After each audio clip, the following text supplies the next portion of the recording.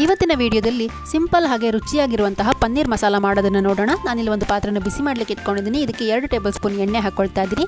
ಎಣ್ಣೆ ಚೆನ್ನಾಗಿ ಕಾದ ನಂತರ 1 ಇಂಚು ಚಕ್ಕೆ, 2 ಲವಂಗ, 2 ಏಲಕ್ಕಿ, 1 ಟೀ ಸ್ಪೂನ್ ಅಷ್ಟು ಸೋಂಪು ಕಾಳು ಹಾಕ್ಕೊಂಡಿದ್ದೀನಿ. ಹಾಗೆ ಇದಕ್ಕೆ 2 ಈರುಳ್ಳಿ, 1 ಹಸಿಮೆಣಸನ್ನ ಹಾಕೊಂಡ್ಬಿಟ್ಟು ಫ್ರೈ ಮಾಡ್ಕೊಳ್ತಾ ಇದ್ದೀನಿ. ಈರುಳ್ಳಿ ಟ್ರಾನ್ಸ್ಪರೆಂಟ್ ಆಗೋವರೆಗೂ ಇದನ್ನು ಚೆನ್ನಾಗಿ ಫ್ರೈ ಮಾಡ್ಕೊಳ್ಳೋಣ. ನಂತರ ಇದಕ್ಕೆ 1 ಟೇಬಲ್ ಸ್ಪೂನ್ ಅಷ್ಟು ಶುಂಠಿ ಬೆಳ್ಳುಳ್ಳಿ ಪೇಸ್ಟ್ನ ಹಾಕ್ಕೊಂಬಿಟ್ಟು ಮಿಕ್ಸ್ ಮಾಡ್ಕೊಳ್ತಾ ಇದ್ದೀನಿ. ಇದರ ಹಸಿ ವಾಸನೆ ಎಲ್ಲ ಚೆನ್ನಾಗಿ ಹೋಗಲಿ.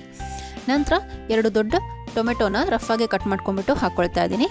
ಟೊಮೆಟೊ ಮ್ಯಾಶ್ ಆಗೋದೇನು ಬೇಡ, ಸ್ವಲ್ಪ ಮೆತ್ತಗಾದರೆ ಸಾಕು. ಅಲ್ಲಿವರೆಗೂ ಇದನ್ನು ಮೀಡಿಯಂ ಫ್ಲೇಮಲ್ಲಿ ಇಟ್ಕೊಂಡ್ಬಿಟ್ಟು ಫ್ರೈ ಮಾಡ್ಕೊಳ್ಳೋಣ. ಹಾಗೆ ಕೊನೆಯಲ್ಲಿ ಇದಕ್ಕೆ ನಾನು ಒಂದು 10ರಿಂದ 15 ಗೋಡಂಬಿನ ಹಾಕ್ಕೊಳ್ತಾ ಇದ್ದೀನಿ. ಇದರಿಂದ ಒಳ್ಳೆ ಟೆಕ್ಸ್ಚರ್ ಹಾಗೆ ಟೇಸ್ಟ್ ಕೂಡ ತುಂಬಾ ಚೆನ್ನಾಗಿ ಬರುತ್ತೆ. ಇದನ್ನೆಲ್ಲದು ಚೆನ್ನಾಗಿ ಮಿಕ್ಸ್ ಮಾಡ್ಕೊಳ್ಳೋಣ. ಸ್ಟವ್ನ ಆಫ್ ಮಾಡ್ಕೊಂಬಿಟ್ಟು ಇದು ತಣ್ಣಗಾದ ಮೇಲೆ ಒಂದು ಮಿಕ್ಸರ್ ಜಾರ್ಗೆ ಹಾಕ್ಕೊಂಬಿಟ್ಟು ಸ್ಮೂತಾಗಿ ಗ್ರೈಂಡ್ ಮಾಡ್ಕೊಳ್ತಾ ಇದ್ದೀನಿ.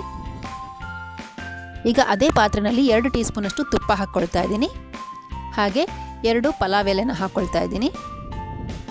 ಇದಕ್ಕೆ ಗ್ರೈಂಡ್ ಮಾಡ್ಕೊಂಡಿರುವಂತಹ ಮಸಾಲ ಏನಿದೆ ಅದನ್ನೆಲ್ಲ ಹಾಕ್ಕೊಳ್ಳೋಣ. ಇದನ್ನೆಲ್ಲ ಒಂದ್ಸರಿ ಚೆನ್ನಾಗಿ ಮಿಕ್ಸ್ ಮಾಡ್ಕೊಳ್ಳಿ. ಮೀಡಿಯಂ ಫ್ಲೇಮಲ್ಲಿ ಇಟ್ಕೊಂಡಿರಿ.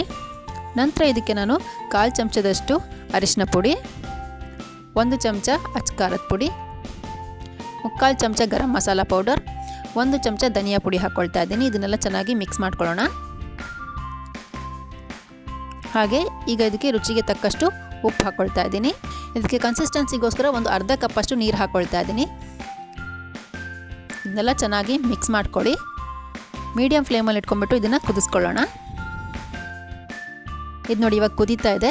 ಈಗ ಇದಕ್ಕೆ ನಾನು 1 ಟೇಬಲ್ ಸ್ಪೂನ್ ಅಷ್ಟು ಕಸೂರಿ ಮೇಥಿನ ಹಾಕ್ಕೊಳ್ತಾ ಇದ್ದೀನಿ. ಹಾಗೆ ಸ್ವಲ್ಪ ಕೊತ್ತಂಬರಿ ಸೊಪ್ಪನ್ನ ಹಾಕ್ಕೊಂಡು ಮಿಕ್ಸ್ ಮಾಡ್ಕೊಳ್ತಾ ಇದ್ದೀನಿ. ಇವಾಗ ಲೋ ಫ್ಲೇಮಲ್ಲಿ ಇಟ್ಕೊಳ್ಳಿ. ಲೋ ಫ್ಲೇಮಲ್ಲಿ ಇಟ್ಕೊಂಡ್ಬಿಟ್ಟು ಇದಕ್ಕೆ 200 ಗ್ರಾಮ್ ಅಷ್ಟು ಪನ್ನೀರನ್ನ ಕಟ್ ಮಾಡಿಕೊಂಡು ಹಾಕ್ಕೊಳ್ತಾ ಇದ್ದೀನಿ. ಇದನ್ನು ನಿಧಾನವಾಗಿ ಮಿಕ್ಸ್ ಮಾಡ್ಕೊಳ್ಳೋಣ.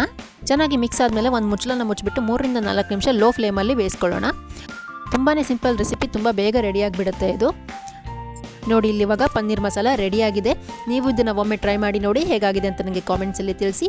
ನಿಮಗೆ ವಿಡಿಯೋ ಇಷ್ಟ ಆಗಿದ್ರೆ ಲೈಕ್, ಶೇರ್, ಕಾಮೆಂಟ್ ಮಾಡೋದನ್ನು ಮರಿಬೇಡಿ. Thank you.